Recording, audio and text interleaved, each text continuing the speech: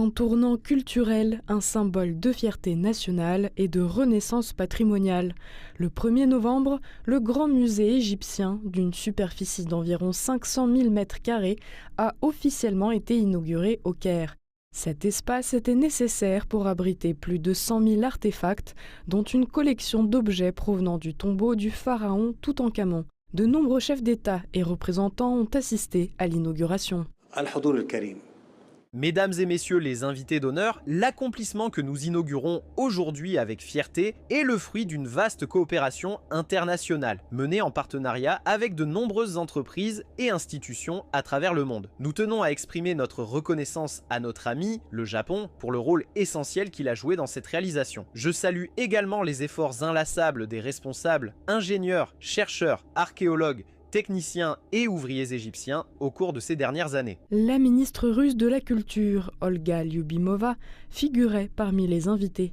Elle a souligné l'importance des relations russo-égyptiennes et fait remarquer que l'ouverture de ce musée renforcerait considérablement la position de l'Égypte sur la carte touristique mondiale.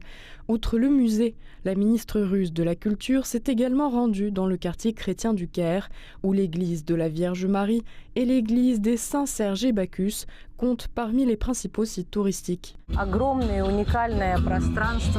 Cet immense espace unique du grand musée égyptien, dont l'ouverture était tant attendue, a longtemps mûri avant d'être créé. Son bâtiment, doté d'équipements de pointe et d'un système de climatisation moderne, compte une centaine de milliers d'objets uniques exposés dans sa collection. Et nous sommes parfaitement conscients que par la suite, il deviendra un centre de pèlerinage culturel pour les touristes et les professionnels du monde entier. Il est à noter que les archéologues de la Fédération de Russie, de l'URSS et de la Russie tsariste y ont contribué pour beaucoup. Aujourd'hui encore, l'Académie des sciences de Russie et l'Institut d'archéologie travaillent au Caire. Nous participons aux fouilles archéologiques, nous contribuons et partageons notre expérience.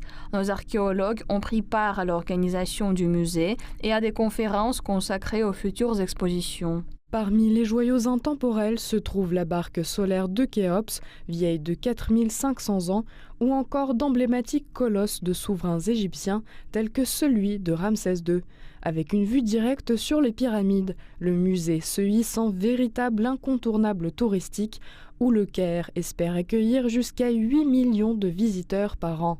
Cette ouverture ravive ainsi les débats autour d'une question depuis longtemps à l'ordre du jour, celle de la restitution d'œuvres historiques, tandis que des objets tels que le zodiaque de Dendera ou encore le buste de Néfertiti restent toujours exposés.